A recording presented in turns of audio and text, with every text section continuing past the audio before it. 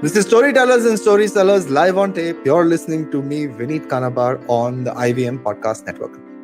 If you've paid attention to anything that's happening around you, and I mean, there are people who don't pay attention to anything that's happening around you, and that's their problem, but you should pay attention to things that are happening around you, because otherwise you'll get left behind. But if you've been paying attention to whatever's been happening around you, there is a upsurge in influencers, in creators, in experts who are using various social media, various creator tools to present themselves in a completely new light to people around us, right?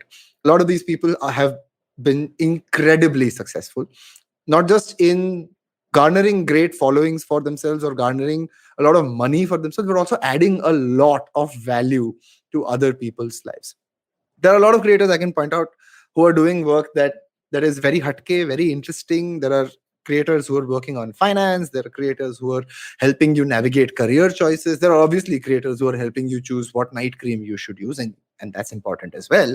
But with this upsurge in the creator economy, so to speak, there is a new breed of founders, CEOs of what you would call in the old world media executives. But they don't look like media executives. They don't wear suits, first of all. They don't sit in, I mean, I'm sure they sit in fancy offices, I'm pretty sure, but not boring offices, pretty sure about that. They definitely don't look like a Bob Iger, or they don't look like a Michael Ovitz. They look much more like your younger brother, to be honest. And all of these people, and I know I'm very fortunate to know a fair few of them, have taken the world of media, content creation, branding, monetization, startups by storm. We've had a few of these guys on the show before. My homeboy, my buddy Rohit, has been on this talking about how BB and him have built their empire. I've had Sudeep Lahiri up on the second episode of this podcast. Go check it out. When it was Sudeep and Hesas talking about how they built their respective careers and how One Digital is helping other creators build up. Today on this episode, I am super, super excited to be joined by Azaan Feroze Sait. I'm going to just call you Azaan, right? I mean, Azaan Feroze Sait feels like I'm addressing someone who's far more senior, right? But I'm very, very, very glad to have Azaan on the show. Azaan, welcome to Storytellers and Storysellers. Let me do a quick introduction and I'll toss it back to you for you to introduce yourself in your own style. Azaan runs The Hub in Bangalore. It's one of the many things that Azaan runs. He's well on his way to be a serial entrepreneur, is the sense that I get. He's taken what is his family's legacy, probably 100-year-old business family in Bangalore, but he's taken it forward into a very, very new direction with the kind of work that he's doing on The Hub. I'm super glad to have you on the show. I'm looking forward to your insights on how you built it. But if I were to ask you to introduce yourself, and it's very hard to introduce serial entrepreneurs, I hope you know that. If I were to ask you to introduce yourself, how would you do that? Firstly, thank you, Vineet, for having me on. More than anything else, I'm here just to have a conversation with you, to learn. I think the space in which we're operating today, the more people you talk to, the more insight you get, the more clarity you get in terms of which direction you can take your business in. So thanks for giving this time today. I would describe myself in 3 words. I went through this exercise with my team. I told them, guys, we are building a creative agency where we're telling clients we'll do personal PR for them. Let me be the guinea pig, right? First, help me describe myself in 3 words. So the words that we came up with over the course of almost a week that we spent on this is founder, creator, and community builder. And I think those 3 words pretty much encompass everything that I'm setting out to do with my life. I love it, dude. I think that kind of clarity I haven't heard from folks who might have spent twice as much time in the industry about describing themselves. So already we're off to a great start. And I can tell why someone from your team wrote to me saying, you need to have this guy on the show. So already off to a great start. Tell us about The Hub, man. Tell us about what you guys do at The Hub in Bengaluru. I know you said before we started recording that you've got a space where a bunch of creative individuals are coming in all day, jamming, making connections, building things. But give us a little bit more detail. Sure. So just last Sunday, we had Sofa Sounds doing an amazing offline event at The Hub, where our goal has always been to create a safe space where creative people, artists, no matter how big or how small, can feel comfortable walking into our doors, having a cup of coffee, meeting other creators, and then creating magic. We see our role as kind of just supporting and moderating that ecosystem in which all of these collaborations can happen. But that was not always the plan. So when I graduated college and came back, I had the startup bug. Back then, about 6 years ago, there was that Startup India, Stand Up India movement that was taking the country by storm. Right. So I'm this little kid. I've studied in Bangalore, gone to USC in LA, did my undergrad entrepreneurship, coming back full energy. I'm gonna build my startup. This is my time, right? Come back, spent almost 6 months meeting and talking to hundreds of people, having no clue what it is that my startup would do. Right. Finally, I think about 6 months in, my dad said, "You are not going to start something. I'm just going to tell you what to do, and then you figure it out from there." So where we're sitting in today, I'm sitting in a podcasting studio that's part of a co-working space, that's part of a larger shared space ecosystem with co-living and event spaces. We're located in the heart of Bangalore at a historic property called Safina Plaza. Right. And this part of the property was a underperforming hotel asset. So back then, we had a hotel that was not performing. My dad said, "What's the worst that can happen? Use your startup degree and go do something over there. Make it, turn it around," right? I saw co-working kicking off a lot in India and the US, but I think co-living wasn't as a concept. It wasn't what it is today, right? If you tell anyone what co-living is, you have a fair idea of what you can expect. The hub started out as a co-living space. Our first 2 years, we literally were doing co-living only. We kind of branched out because a lot of our co-living members wanted a place to work and they wanted to interact and network with people. We kind of branched into co-working. Once we had co-living and co-working, it was an organic extension that happened because we started doing a lot of events for our members. Obviously, we were one of the first back then as a real estate player to care about our Instagram. So whatever we were doing, we were putting it on Instagram. And a lot of people in Bangalore started saying, "Hey, can we come? What's happening? Is this members only? Can we also participate?" So we opened it up. We started doing events as like a town hall where anyone in the community could come and engage with our events. Right. So kind of that was the progression pre-pandemic, co-living, co-working events. We've had thousands of members that have called the hub their home. They've either lived here, they've worked here, they've attended workshops, events, seminars here. And it was an amazing time, right? We were growing, new people were coming in, we were constantly reinvesting in the business, upgrading the facilities. Obviously, then COVID had other plans. We were suddenly overnight kind of in this position like, hey, what do we do now? Like, do we kind of downscale a little bit and lay low for 1-2 years? Or do we kind of say, no, we're going to like challenge this and try and do something really radical? Obviously, everyone in our team was very young. We wanted to do something. More than anything else, we just wanted to keep our minds occupied, right, at that point. So we said, what's our core USP? We want to build community. We want to connect people. I'm sure we can figure out a way to do this online. And since then, our digital wing kind of was created about 2.5 years ago. And that's been a whole other journey that we've kind of been going on, which I'd be happy to talk about a little bit as the podcast progresses. Absolutely. Let me ask you this right at the outset, right? What problem did you intend to set out to solve? And then along the way, what other really interesting problems did you discover that you were like, hey, I'm going to do that and that and that as well, right? Like, if you can give us a quick lowdown. Yeah, I mean, I've been asked this many times. I've thought about it. And I think the answer that I feel is the most honest is the problem we set out to solve was loneliness. Even before we started co-living, there were many places people could live. There were PGs, they were kind of staying with their mom, dad, they were clubbing together and getting apartments, but there was no vibe, there was no connectivity amongst, like, you had that in college. I experienced it 4 years, right? I had a great time.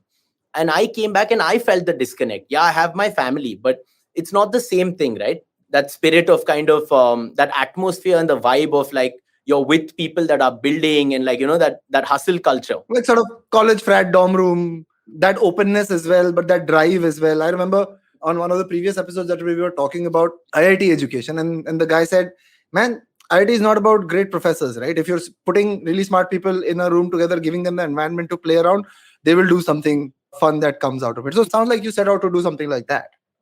Yeah, I mean, back then I also didn't have a clear vision. I wanted to do something. I wanted to do something where I could see myself be a customer. And we had this opportunity and it was born and we kept iterating on it and it just morphed into what it is today, I guess. Right. And apart from that loneliness problem right at the beginning, right, which is again a very human need, feeling connected, connection with other people, and the allied benefits of motivation, inspiration, doing something with your life, all of that, right? What other problems did you encounter along the way that felt like, hey, this is a natural extension of what I'm trying to do here. I'm going to try and do this as well, right? And I'm building up to the big piece that I want to really talk to you about, which is something that's very close to my heart, which is the creator house. But tell us a little bit more about allied problems that you looked at solving. So we realized, right, again, this I can say now I set out to solve loneliness. Back then, I would not have thought that, right? Back then, I would have thought I have an asset. My job is to monetize this, do it in a new, innovative way. So from our perspective, I wanted to fill up the property, right? It was a hotel. We tried working with players like Oyo to kind of fill it up. We saw the ups and downs of that. We wanted to build our own brand, and we wanted to keep the property full. We wanted the satisfaction, not only that money is coming in, but the place is being used to its full potential, right? We have a great property, let people enjoy it, was just the kind of idea. So from the customer's perspective, right, you're talking about office space in the heart of the city. Again, 5 years ago, there was no concept of I can get a seat for 5 or 10,000 bucks. Right? You had to go lease a whole office. There were so many problems we were solving. There was no flexibility. There were contracts. When it comes to co-living, even now I see a lot of people who come to us. They're like, my landlord said you can't have non-veg. I can't have my girlfriend over. Lights have to be out. I can't play music. So today it sounds like a joke, but these were real issues that these were pain points in the customer's life. And that's why they were like, oh, we want to come to a place like the Hub. We didn't know you guys existed. Lifesaver, like, it's a better quality of life. So that's what we were trying to give them. Our property was not very hi-fi. We didn't have any great amenities. It was more the kind of, we didn't have rules. We had guidelines, right? As a community, as long as you don't disturb anybody else, we'll take you in. You can live here, you can work here, you can host events. Is this the first event you're ever hosting? No problem. We'll help you market it. We have a community on Instagram. We'll help you sell the tickets. We'll help you advertise it, right? So I think that's the real value proposition that we were able to bring. And that's how we got started. Love it, man. Sounds amazing. Before I ask you a little bit more, how does someone get a spot here? Like, what does it cost? What comes with it? I'd love to know. Sure. So we're pretty simple and flexible. In co-living, we have two options. We have 15,000 a month and 30,000 a month. You can either share the room with someone and have a roommate. That's really like efficient, man. Yes. I mean, even by Bangalore standards, I live in Bombay. I pay rent out of my kidney, but that's amazing. Yeah. So even in COVID, there were times we were full, but with the exception of that, we've always run at 100% occupancy for that very reason that we want to give maximum value to the customer at a fair price. And we want to build a volume business. Got it. And did COVID affect you the way it affected sort of other living spaces? Were there rules that came in that said, hey, you can't have people here, you can't gather? How did you guys deal with that? So, yeah, definitely it did affect us. Co-living was affected a little bit. Co-working was wiped out. No one obviously needed an office space. I'll tell you a little bit about our attempts to try and pivot our co-working business into all kinds of crazy ideas. But yeah, the core essence of co-living was lost to some extent because we have a beautiful rooftop. And we used to have there was this event called the Huddle, where once a month, open bar, good food, everyone comes together, plays games, gets to know each other. Incredible. Like that one event alone is what people will tell you the reason they want to live here, right? And also people in the community who have not had the chance to live here if they're full, to come and experience what life at the Hub might look like, right? Great networking event. So things like that. But again, we tried our best to take that experience to the room. We did I think we're the only, I won't even say co-living space, I'll say the only brand in year one of lockdown. We did 250 Instagram lives. Oh, wow. I personally hosted about 150 of them. So we found ways to kind of entertain people, take food to their room, kind of not let that community aspect go. And back then, it may not have made sense from a co-living business model perspective. But I guess that's the reason we got good at community, right? At understanding and taking care of people and actually caring for them. And then saying that, okay, we'll build a business around that later. Got it. Love it. And are you guys profitable? Yeah. So when we've not raised any funding, we're a startup within a family business. So yes, I feel very privileged that I have my family's backing. I can kind of leverage our assets.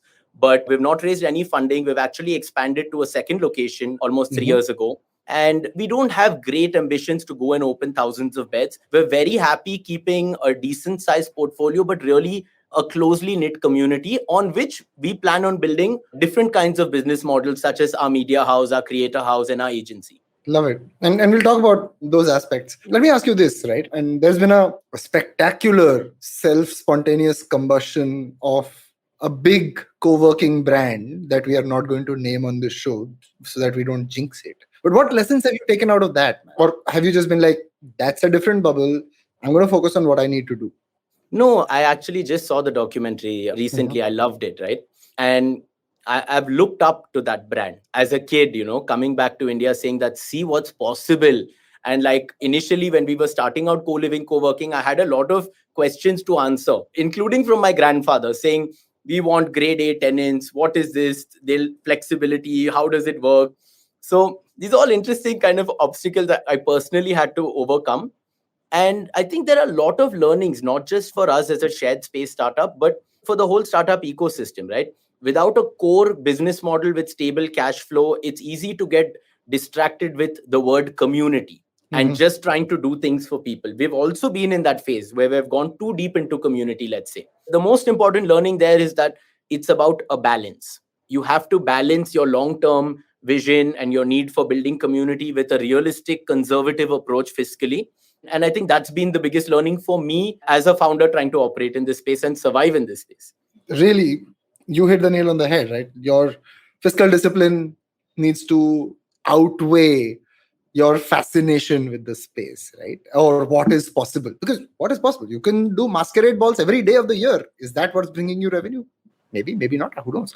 But love hearing about that from you. Before we go into our break, I want to ask you this. What was the toughest part about convincing your family that this is the right thing to do? Now I understand that it's an NPA. You've got obviously the privilege of your family backing, etc. But it's not a walk in the park, right? If you've got a father and a grandfather and a mother and your entire family running a business for 100 years, a brand new idea is often harder to pitch because they know the city, they know the people, they know how the money works. What was the hardest part about that? I think in my case, it's slightly funny story. My dad is my biggest supporter in life, and for that is my biggest blessing. The hardest part for me was to balance between my dad, who would blindly say, I'll back you. And there it's just about now I shouldn't let him down. So there was this internal pressure, right? And from my granddad's perspective, this property that we're in had the brand he had built 35 years ago called Safina Hotel. So replacing his brand with the hub, literally the sign replaceal, right? And how I overcame that was interesting because I couldn't, till I was sure this would work, I couldn't do that. So for the first entire year of the hub, the sign remained Safina Hotels. Right. So for the first entire year of the hub, our banner, our main entrance hoarding said Safina Hotels. And with that, we pulled it off still. And by the end of that year, I was able to take the numbers, go to my granddad and say, can I please make the switch? I'm kind of validating the business model here. Love it, man. That must have been both a proud and a very personal moment for your family. I mean, super interesting. We're going to come back after these messages to continue our chat with Azaan. Don't go anywhere. This is Storytellers and Storysellers with me, Vineet Kanabar.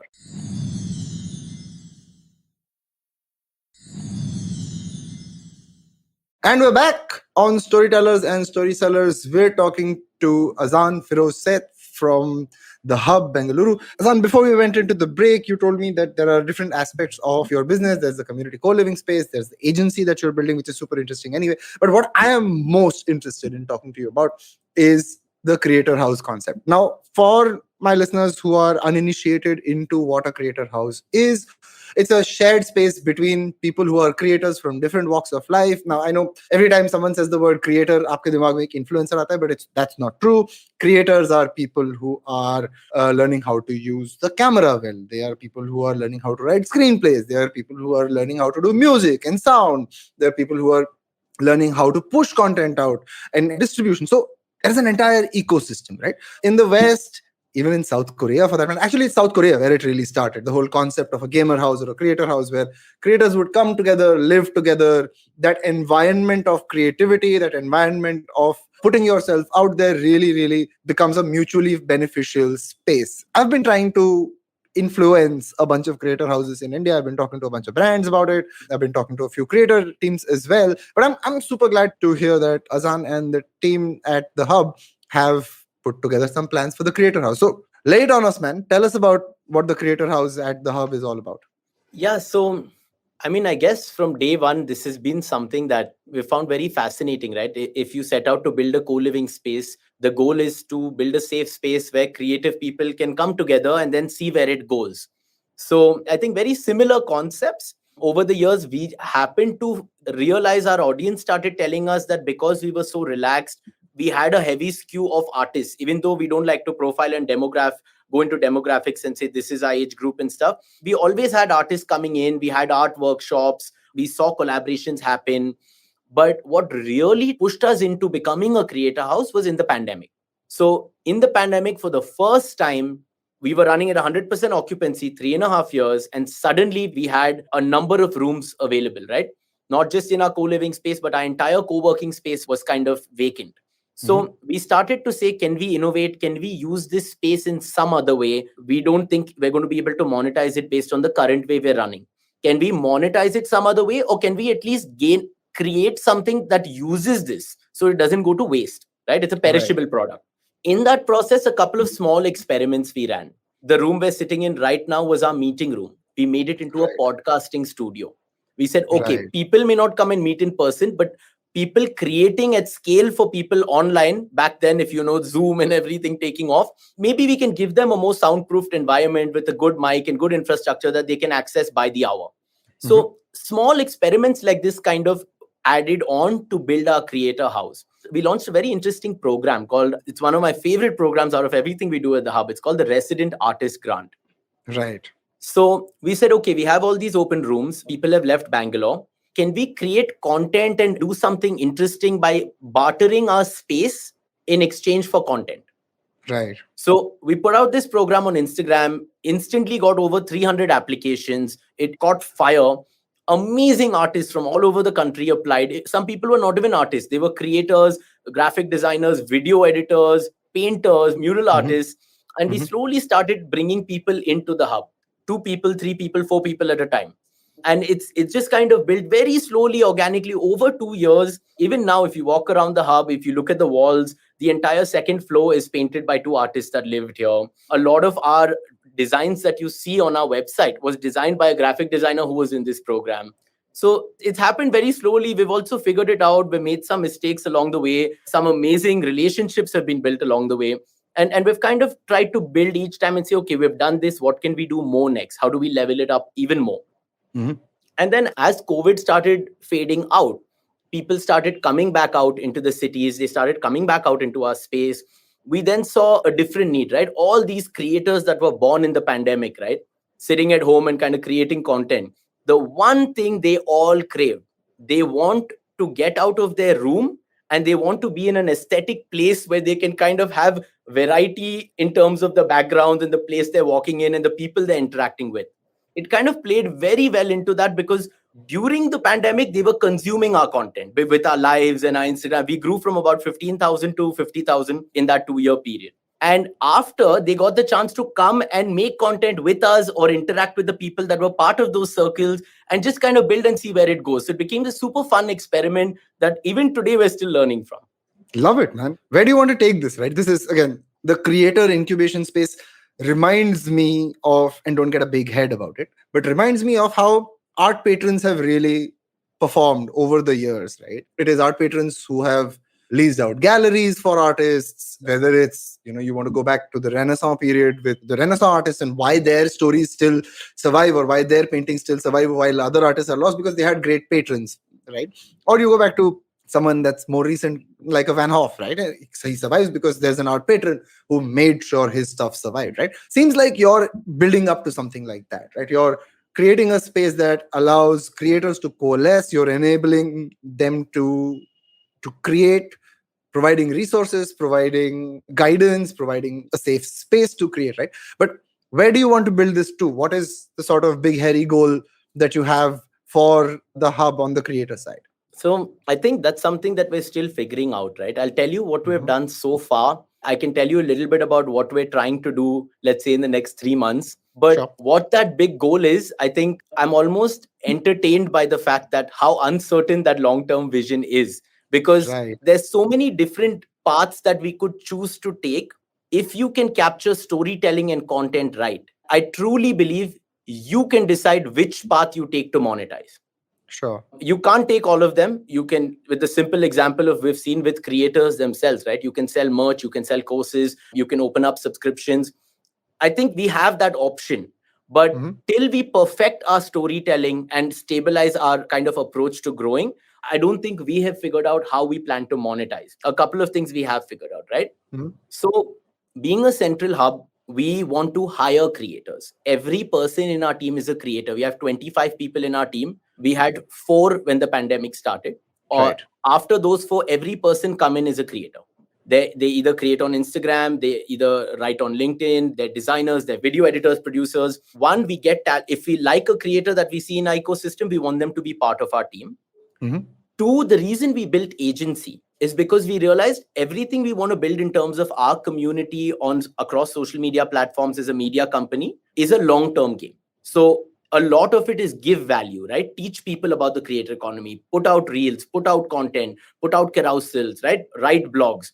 The monetization for that takes time. You have to work with the right partners, the right opportunities come. We Hmm. need something to keep the cash flow going. And that's why we kind of have an agency wing where we work with brands that want to leverage the same creators. We truly believe creators are the new agency, right? Hmm. What one creator can do for you can replace an entire agency and a team. They can conceptualize. Debatable, but sure. Fair enough. Agree to disagree. No, no, I'm not disagreeing. I'm just saying debatable, but sure. Correct. So what we're trying to say is if one creator as an influencer campaign can conceptualize, shoot, edit, distribute, and get you a certain ROI, what if we bring 25 creators together and Hmm. structure it as an agency? What's the value you can provide then to a brand, Sure. right? So that's keeping our cash flow going on a day-to-day basis, working with clients on long-term retainer projects, on one-off projects. But the true dream is to build our own media entity that's India's largest and fastest growing creator economy focused media entity, right? That's what my passion and that's what I'm trying to drive every day at the hub is all about. So what does that mean? Break it down for us, right? Are you, when you say largest and fastest growing media entity, do you want to enable creators to figure out how best to monetize? Do you want to enable creators to grow fastest in their footprint? Where is the focus right now? So it's all of it, right? It's being Right. on a journey with the creator and Hmm. figuring out whatever it is they need to figure out. Because at the hub, as a community, right, there is a brand, there is a creator, and we see ourselves in the middle as a community. Hmm. So we're a community of creators. We're trying to solve the same problems: how to grow faster. Okay, we've gone, carousels were working, but now reels are working. How do you do reels better? How do you go viral? Okay, we need to go beyond Instagram. It's time to go to YouTube. It's time to start a newsletter, right? Whatever we're solving for ourselves, we're looking and learning from the creators, because whether you're a community or creator, that's the way to grow, that's the way to monetize.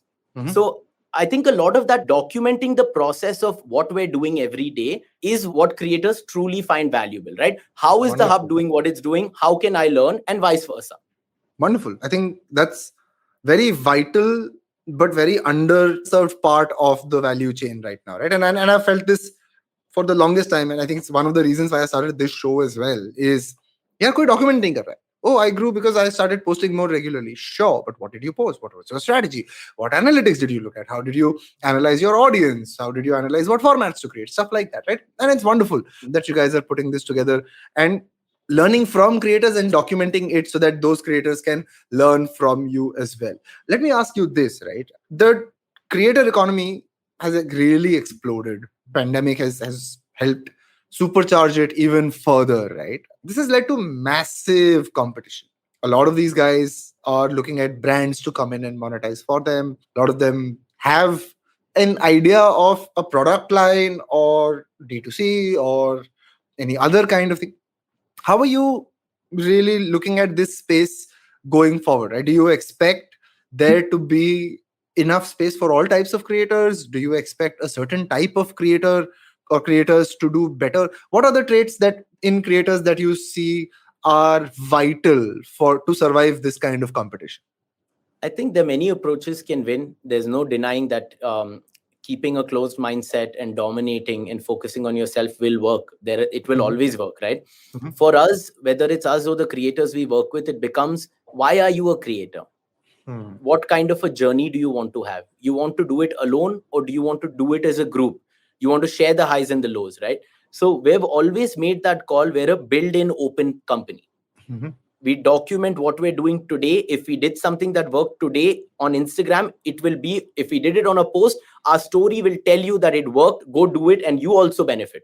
Same thing, if we meet someone before the deal is closed, it's on LinkedIn. We're doing something with this, there's a collaboration coming. If the deal works, we put that on LinkedIn. When the deal is done, we put our case study publicly on LinkedIn. This is how Love we it. did it, and this is the result it got us. Here are the mistakes also we made, which we hope you guys don't make, right? And Right. at least with our approach, I truly believe if you commit to that mindset, the world is abundant. If you Right. help people, people will help you. I cannot tell you the amount of times we get brand deals from people that we've worked with or someone that we've helped, where we're like, we don't have an outbound strategy at the hub. It's just Mhm. managing inbound. Right. Love it, man. Love it. I mean, I really appreciate it when young CEOs or young founders have not just clarity but conviction in that clarity. Right. It's a really, it makes doing this show worth it. I'll tell you that. So thanks for that. I mean, thanks for sharing. Right. Tell me this, and as we wind up the last couple of questions, what are your personal principles towards entrepreneurship? And you spoke about openness and learning from others as well. But what are your principles towards team building? How do you hire? What is it that you look at? And I'm asking you this because I'm sure a lot of young people listening to this show would want to check out how it is working at maybe the hub. So what's your point of view on hiring, on team building? What do you look at? Would love to know. I mean, to be honest, I'm still figuring it out. We're making Mhm. so many mistakes every day. I think our biggest maybe strength as a company is that we're not too scared to try, right? Like the way things are set up in our time, our biggest blessing is that the downside is so limited. It's so easy to just try things in a simple way and then get feedback from people, even if it's as simple as a story poll, right? So keeping that constant communication channel open with the people you're building around. If you have a community, really understand how to get their input and then show them that you're listening. If you don't have a community, build that community. There are so many people that just want to support each other, right? But I guess the one key thing that I'm beginning to realize is very important, because as a company, when you hire people, you're playing with their future and their lives, is purpose. You could be a Mhm. great designer, but are you joining us because you want to use design to help people to build a community and then figure out what we're going to do with it? Or do you want to design for Coca-Cola? That intrinsic drive, it's very important for founders to understand and match that to the purpose of their company, if that's going to be a good fit. I think that's been a very recent learning for me. I'm still figuring it out, but it's something that I'm very fascinated about. I keep thinking about. Love it. I mean, that's a very interesting line that you've drawn, saying, hey, the folks that I want coming into my business should share this value of community, of being open to exchange, being open to spending their time helping people, not with the expectation of getting help back, but because that's what we're building this company for, right? And in a way, when I really think about it, it goes back to your initial point of trying to solve for loneliness, because people have great ideas all the time, right? Some people don't know how to bring them to life. Some people don't know whether it's a good idea or not. Some people don't have that conviction. And it's very important, in my opinion and in my experience, that you talk to other people about building and growing your ideas.